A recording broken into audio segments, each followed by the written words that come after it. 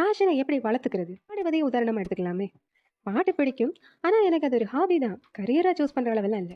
நல்லா பாடுறீங்க அப்படின்னு யாராச்சும் சொன்னா, அதுல ஒரு சந்தோஷம். அவ்வளோதான். அப்படின்னு சொன்னா, சிங்கிங் உங்க பேஷனா இருக்க வாய்ப்பு கம்மி. பட் அதுக்கு ரிவார்ட் கிடைக்கும். பிடிச்ச வேலை, அதுக்கு இன்கம் அப்படின்னா, ஒருவேளை நம்ம அத ட்ரை பண்ணுவோம். நம்மளுடைய பேஷன் எடுத்த உடனே வருமானம் தரக்கூடியதாக பெரும்பாலும் அமைவது இல்லை. There are exemptions. ஆனால் இல்லை என்பது உண்மை.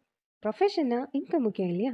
ஸோ பேஷனை ப்ரொஃபஷனாக ஆக்கணும்னா அதுக்கு கற்றல், விடாமுயற்சி, படைப்பாற்றல், அனுபவம், விளம்பரப்படுத்துதல்னு நிறைய உரங்கள் தேவை. இதையெல்லாம் வகைப்படுத்தி பயிற்சித்தால் ஒரு நாள் உங்கள் உள்ளீடுகளுக்கேற்ற வெளியீடுகளாய் பேஷனை ப்ரொஃபஷனாக மாற்றலாம். சில விருப்பமில்லாத வேலையில இப்போ இருக்கலாம். இப்போ இருக்க இந்த துறையிலையும் மேல சொன்ன அத்தனை ஹைரார்க்கியையும் தாண்டி தான் இன்னைக்கு ஒரு பொசிஷன்ல இருப்பீங்க.